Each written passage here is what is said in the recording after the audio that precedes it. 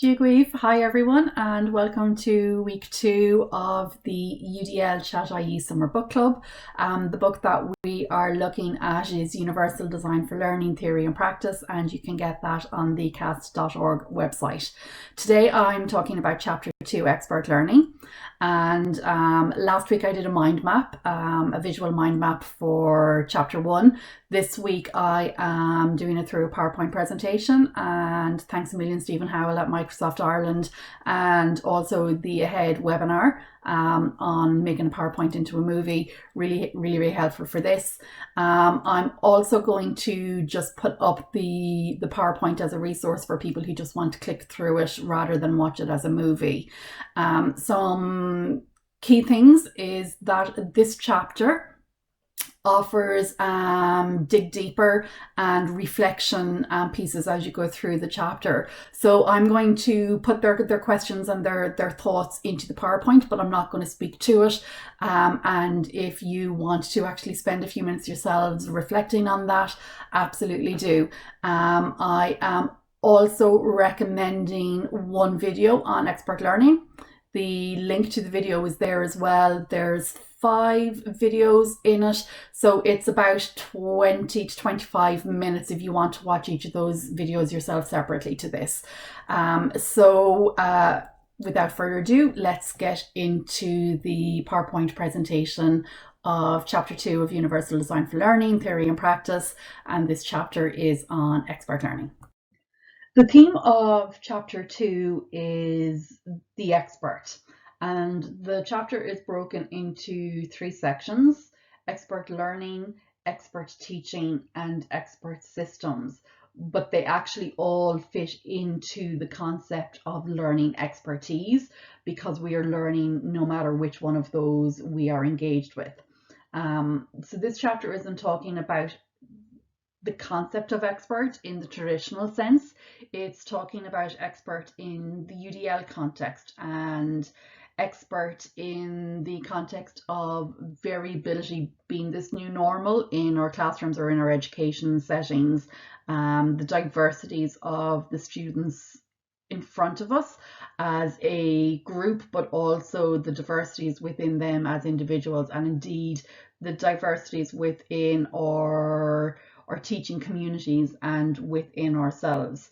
So they really aren't talking about the expert in terms of knowing more than, but rather continually develop in the context of their professional learning, their professional community, wherever that learning takes place. The first of the 3 experts in this chapter is expert learning. And here the authors define expert learning not as the destination, but rather as a process of becoming more expert on a continuum of development. And it's about that being different from one person to the next.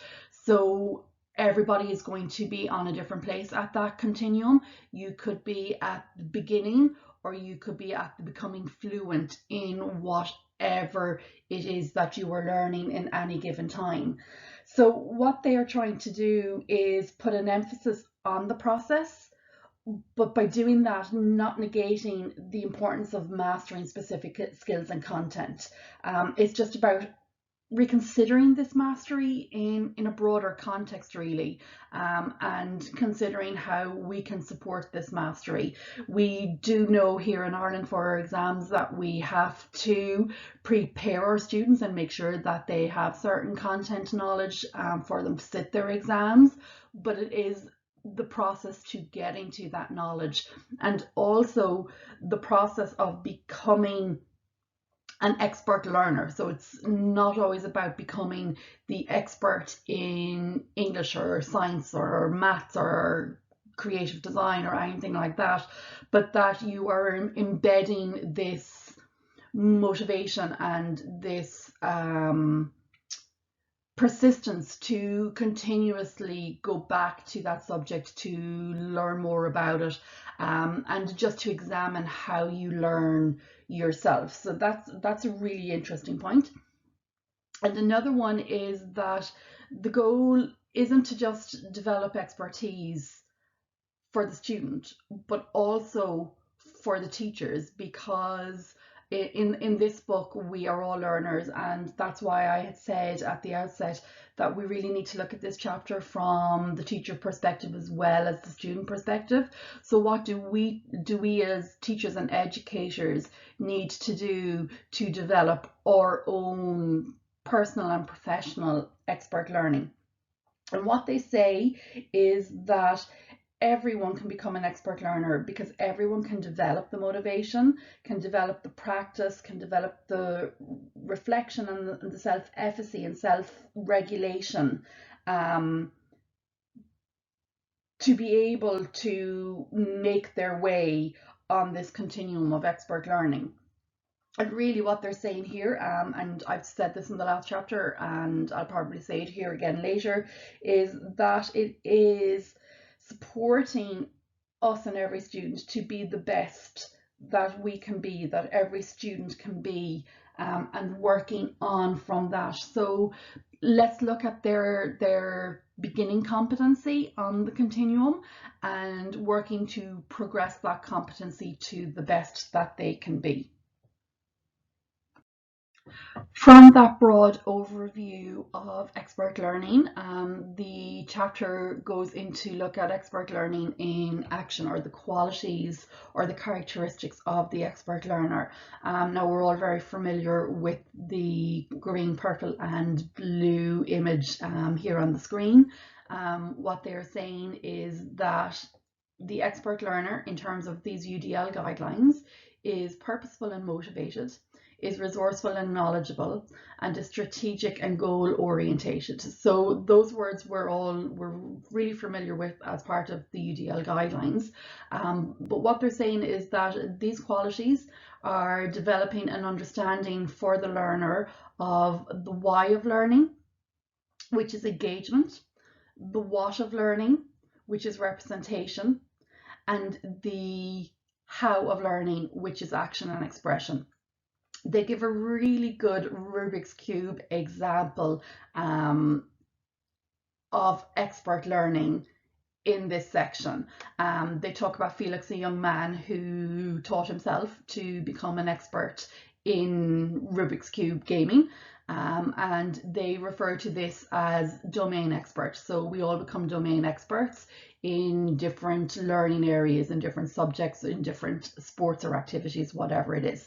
And they talk through how Felix became this expert learner, from him watching a tutorial to the consistent repetition and practice that he puts in, to the strategies that he uses to reducing his times and doing different things like that.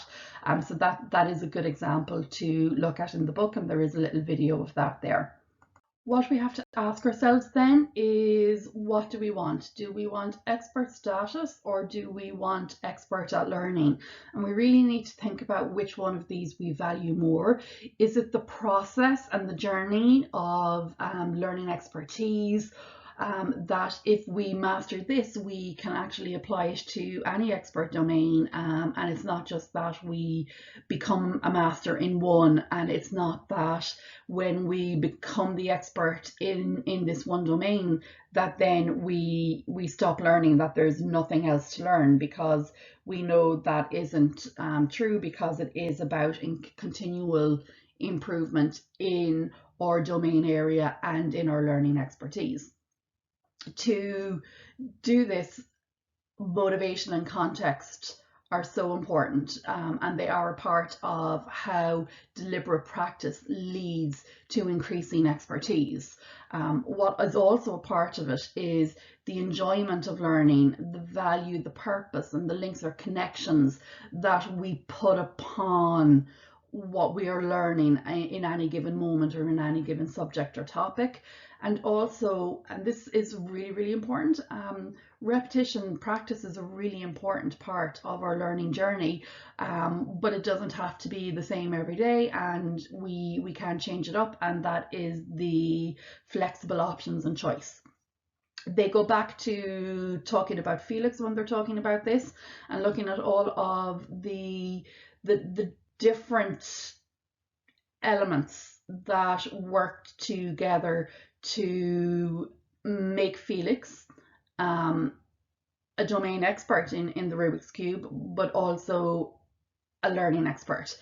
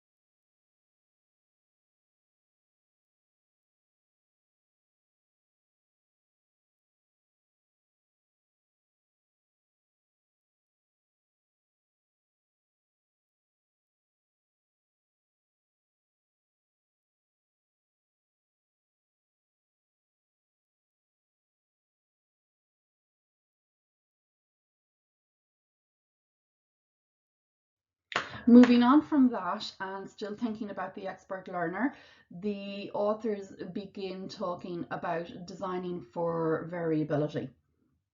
And if we were to research and observe expert learners such as Felix, what we would learn is how variable and not how similar all of these different people are, and that strategies that work for one are not the strategies that will work for everybody else. So there's different strategies for different puzzlers, which means there's like we're all, our learning is a puzzle, we're working it out, we're trying to sort it out, understand what everything means, and put it together in a meaningful way for us that we can then demonstrate what we have learned and what we know about it.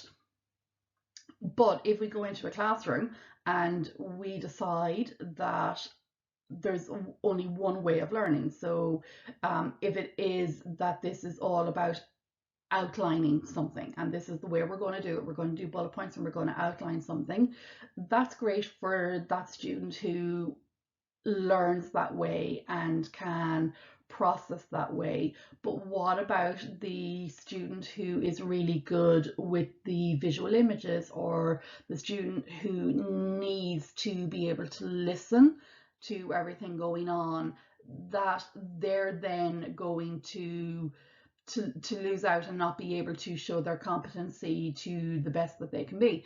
And we talked about this in chapter 1 last week when we talked about all the different variabilities, and we talked about the maths example that somebody can be have the possibility to excel at a subject. So for example, we talked about maths, but because the text put in front of them is the only strategy or option to engage with the subject, is a barrier for them because they have dyslexia, or because the textbook is at a higher reading age than they're at, that they can't show that ability that they have in that subject. So that's why we need to put in other opportunities, other strategies and paths for those students.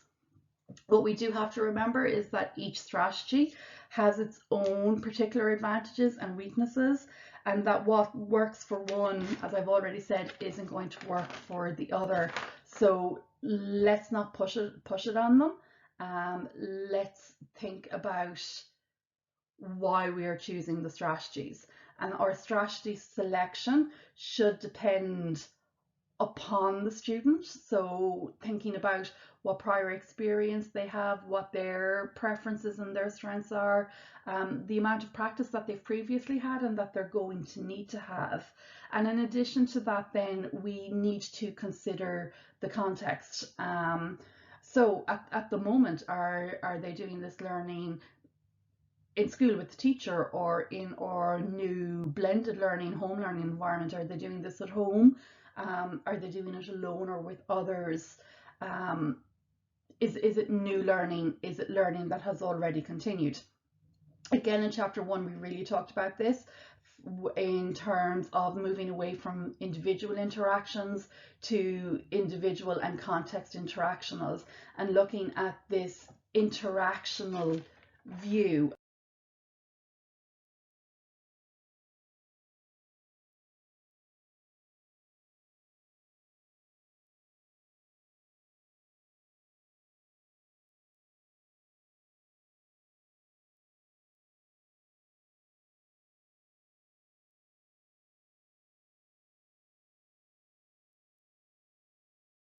So we've looked at designing for variability in terms of different strategies for different students, for different learners.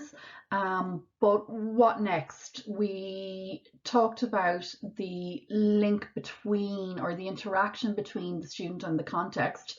So yes, it is great that we put in those multiple means of engagement, that we put in the options or the pathways for them to engage with the piece of work, but we also need to think bigger picture so that we can design for variability to encourage expert learning, and to ensure that what we are designing has representation for every student sitting in front of us. So it's about designing better for everyone. And what we need to think about here, and I suppose actually, I'm going to go back a bit. What really resonated in this section for me was it was giving me a better picture of the differences between differentiation and universal design for learning, and that contextual and effective barrier consideration as well. So it really is about thinking about that predictable variability and thinking about how we're not designing a one plan fits all, but we are designing a plan for everyone who will be in front of us. So therefore, a good learning design has to be supportive of user variability. And if it isn't supportive of that, then it's just not going to work. And we've already acknowledged that everyone learns and operates in different ways. But for us to optimize our students' progress and learning, this needs to be very flexible, and our learning environments need to be very flexible, and our learning environments need to enable each student to use the different strategies and approaches that we just talked about putting in place in the previous slides, but also different ways to assess how they are doing. So it's all well and good for us to put something in place, but if there isn't reflection on that, then we're not going to be able to identify their current competency level and give them opportunities to show us where they're at, and to give them opportunities and challenge them to progress from where they're at. And I think that's the difference of just putting the options there and then looking about how you explore those options. And going back to Felix and how he explored all of those different strategies around the Rubik's Cube, but how he reflected, decided what worked, what didn't work, and where he needed to go next. So when we are thinking about this design and these flexible learning environments and the flexible curriculum that we talked about in chapter 1, and actually I'm going to put up the definition, the UDL author's definition of curriculum at the end of this. I'll add a slide now that I think of it, just because their curriculum isn't just talking about the curriculum content. It's the whole, the big picture, the hidden curriculum, as well as what we see in front of us. So I'll put that up at the end of this. But what they're saying is that we need to think our designs through, and we need to think universal, not different. And this will take time at the beginning for us, like everything else that we're trying out for the first time, but it does get easier, and it does become just part of your own mindset and part of what you're doing at the beginning of every design or planning process. And if we don't do this, what the authors are telling us is that it is resulting in poor design, um, which excludes some people from participation, and it restricts the available pathways and strategies that we've gone to the effort of putting into for engagement. But if the curriculum or the learning environment isn't accessible, then how are they meant to proceed from there? And going back to the Felix story as an analogy, it is about thinking about the cube itself, i.e. the medium involved in the learning. So what is the medium involved in the learning of whatever lesson or activity you are doing? So, excuse me, we all know what the Rubik's Cube looks like here. It's our 4 different colors, and we have to get all of our colors together. But what the authors say is they give the example of the person with a visual impairment or who is blind.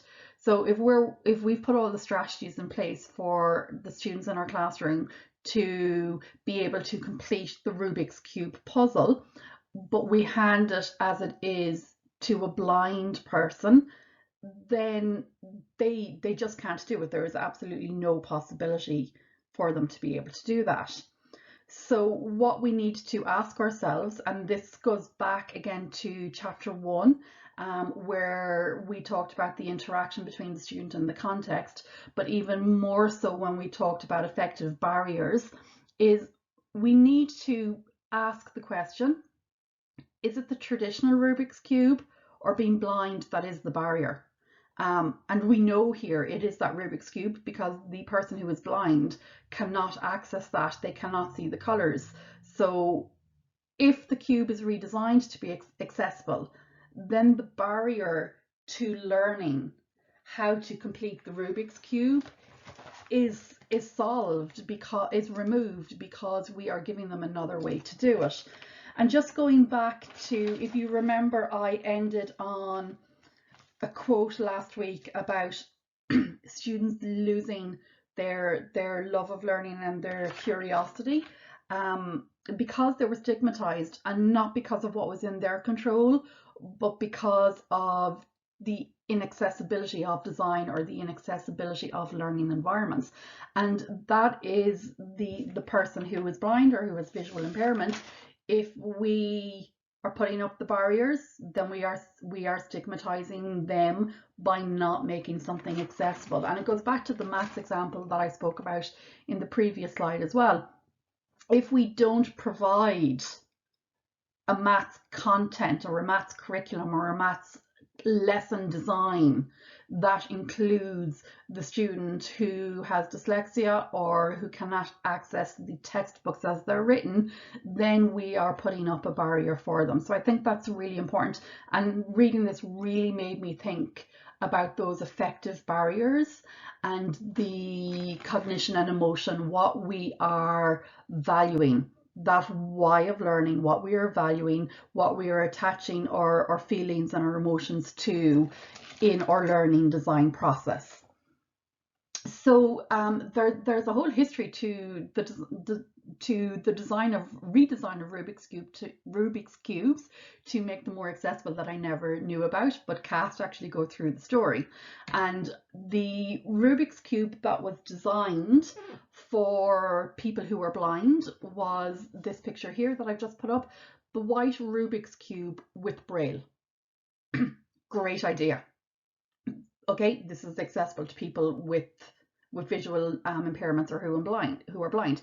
However, and I wouldn't have thought of this until I was reading about it, not every person who is blind has learned Braille, and that is the Braille on all of those white cubes in these pictures. So the colors are gone, it's white, it's Braille. So if you are blind but you are not a Braille reader yet, or I don't know if Braille is different in different languages and countries, it may be, so that could be an added dimension, that you still can't access it. And if you are a blind person who does read this braille, you are still being differentiated for. So you're not being handed the same Rubik's Cube as the rest of your peers. In your learning community, you are being handed a different one. So is that the best solution? Is this universal? And would we have to then create different Rubik's Cubes for different people? And are we giving a choice, or are we just handed? And here we're not given a choice, because if you are a blind person, you have to use the white one. But if you are a seeing person, you can't use the redesigned Rubik's Cube for the blind person, because it's all white and you don't read Braille. So you were actually making more accessibility issues for everyone by doing it this way. But story doesn't end here. And the next Rubik's Cube, which I put up in the very first slide, is a Rubik's Cube with the colors and with symbols for each color. So it is removing the barrier of it being all one color, and it's removing the barrier of Braille. And by putting in the shapes and the colors, this one Rubik's Cube can be given to everybody in this classroom or in this learning environment.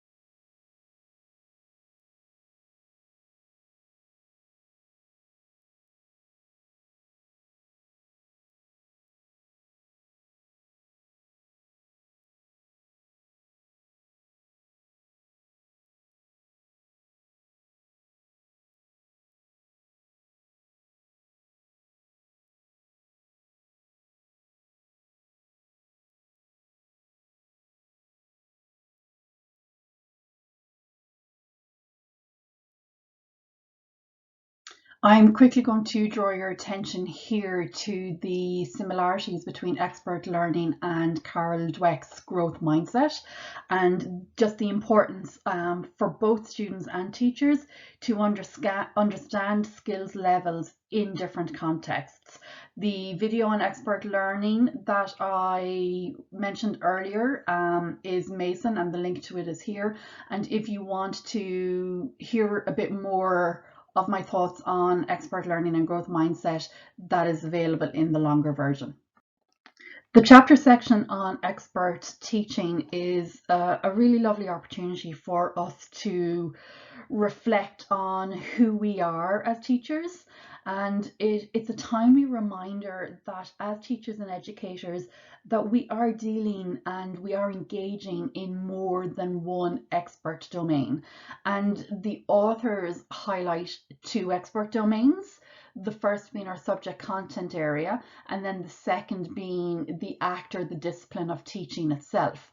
So we're not just there to deliver the knowledge from our subject content, but we're also there to model learning, to mentor our students, to make learning approaches explicit, to scaffold and support students, amongst a myriad of other things that we do on a daily basis in our classrooms or our lecture halls or learning environments.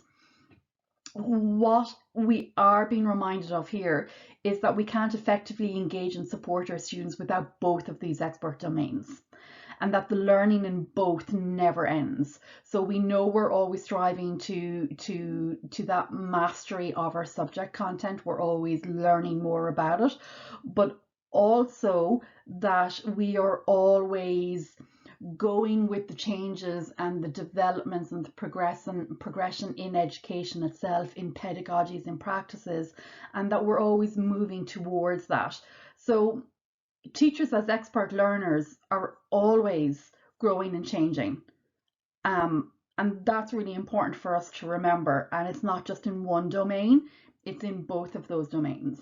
And because of that, when we are reflecting, it's really important that we don't just reflect on a moment in time, a single lesson or a snapshot, but that we reflect and we explore and take time to think about everything that got us to that snapshot or that moment in time, the unseen path to our expertise.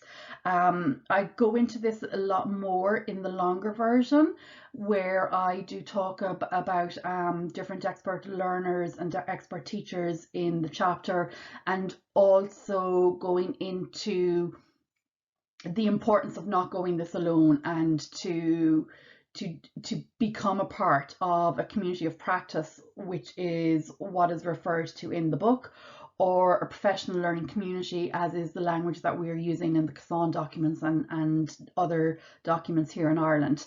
And that importance of community and shared journeys, with a focus on learning with and from each other, is so important. So there is more on all of that in the longer version, but this is just to give you a very brief overview of what they said on expert teaching. So that's expert learner and expert teacher covered. The final theme is expert systems, and it is about putting them all together. And this does continue with the concept of the professional learning community. And also, if we think back to context in chapter 1 and that interaction between the student and the context, that we need to really examine what a system is and how it really functions to truly be able to engage in conversations about school systems and schools change. So just reflecting back on the definition of what an expert system is that I gave in the glossary, that is really important here. And what the authors are saying in essence is that at their best, teachers learn from their students and from each other, and students teach each other and their teachers. So again, this community, this interaction, the relationship part there, so important. And all of that is what is making us be the best we can be as teachers and as educators, and also supporting our students to be the best that they can be. So when we are talking about putting all of this together, we again come back to that concept of variability, and what is the variability within an expert system. So it is about the complementary roles within the system. So we often hear about top-down or bottom-up approaches. This needs to be a relationship. It needs to be, again, a partnership and a community where we all work together here. And again, I know I'm terrible for going off in tangents, but I remember reading a piece before about inverted leadership, where it's not that top down. It's about the trust in the people you work with, not the people who work for you, but the people you work with. that when they come to you with an idea, or when something needs to be enacted, that trust is there in their capacity. And as a leader, you have been building this. So just like with our students, we have been building to get to that wow moment. You're doing the same as part of a school community, and leadership is there supporting this all of the time. So UDL can't be just a teacher thing. It needs to be a whole school community thing, and school leadership and teachers and students and auxiliary staff all need to be working together on this.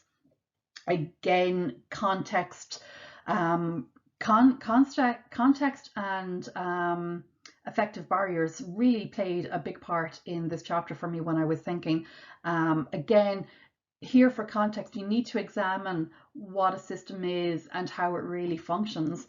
And we know that our schools, no two schools look or run in the same way, because the people in those schools create the context. The location of the schools create the context. The culture of the schools is part of that context, and all of those things need to be considered. Also the external influences, time restrictions, all of these things really, really important.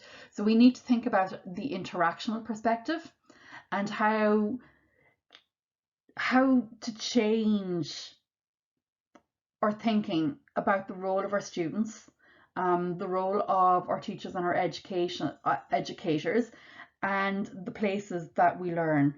And as I said, remembering that these all play complementary roles. Okay, don't box any one person or any one category. So don't box students in together or teachers in together or individuals within that teacher group. Just remember that everyone plays complementary roles, and those roles need to work together to get that wow moment, to get where we want to be on our continuum. So we need to, and that's it, we need to think about every process in a school, not just universal design, but every process in a school about another continuum. So lots of continuums, lots of context, but like our learning, and if we think about the school as that learning hub, and we're all learning in school, what we're learning in terms of practices and cultures that we are embedding into our school system is, again, nothing is static and nothing is siloed. So we need to think about this continuum and think about it in a way that enables the realization that schools are complex systems, and that building a culture of expertise in whatever it is requires consideration of the whole system and not just aspects or elements or silos of the system. And I'm just talking about the school system here, but we need to consider the education system as well. Again, a lot of what we do, whether it's in schools or universities or further education, is influenced by external governments, or departments of education, public perception, and all of that needs to be bared in mind as well. And then, as I said, I talked about my VUGs and my distributed intelligence earlier, but really what it is that we need to really think about what we want from our expert system. So we want it to be knowledgeable about learning. We want it to be a continuous process. So there is no end stage. There is no point where we stop practicing being expert learners, being expert teachers, where we stop striving to learn and improve. that an expert system supports all of the learners within that system, so the students and the teachers, and that it celebrates differences, and it does that through this universal design, and going back to the Rubik's Cube for the blind person, that is removing the barriers and making the medium through which students learn accessible to everyone. So in terms of distributed intelligence, an expert system is not going to get all of that from one mind or one subject department or one governmental department that puts a policy in place.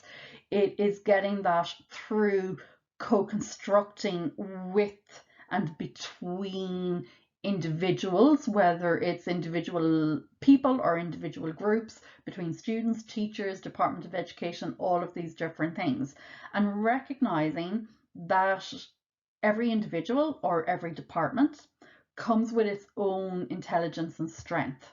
But actually, when you look at all these, there's an overlap between everyone, and you find that commonality and you work with that commonality, and you also then pull the strengths from each person or each department that further supports this journey or this process. And CAST give the example of a fish. The analogies are absolutely fantastic, and a fish has however many hundreds of scales, and every scale is unique.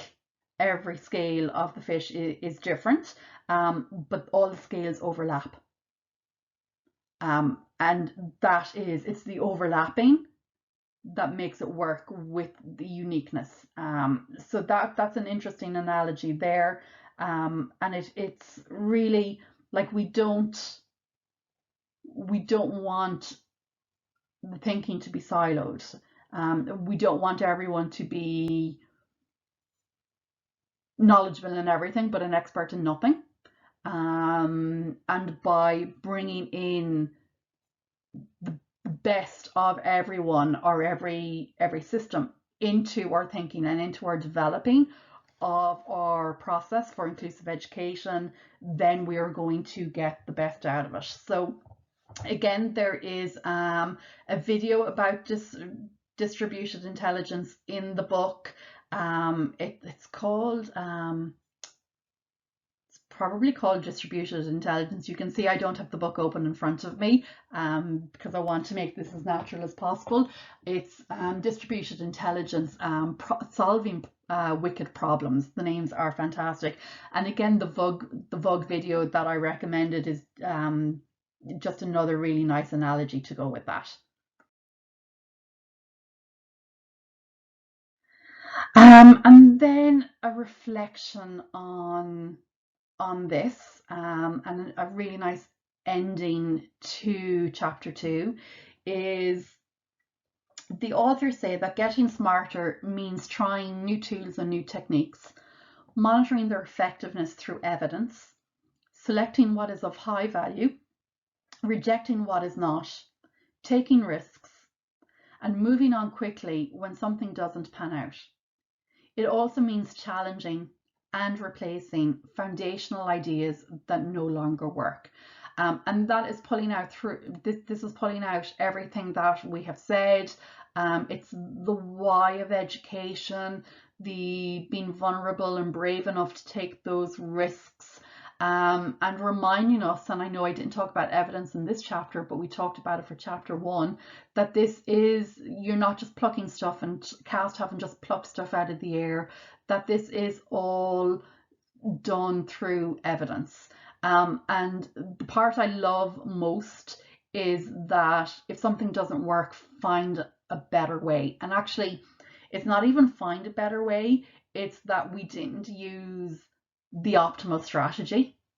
So we need to offer all of the strategies, and we need to make sure that the learning environment is flexible so that the medium and the learning environment is accessible to everyone in our learning community. So what they asked us to do is reflect on what you were taking away from this chapter.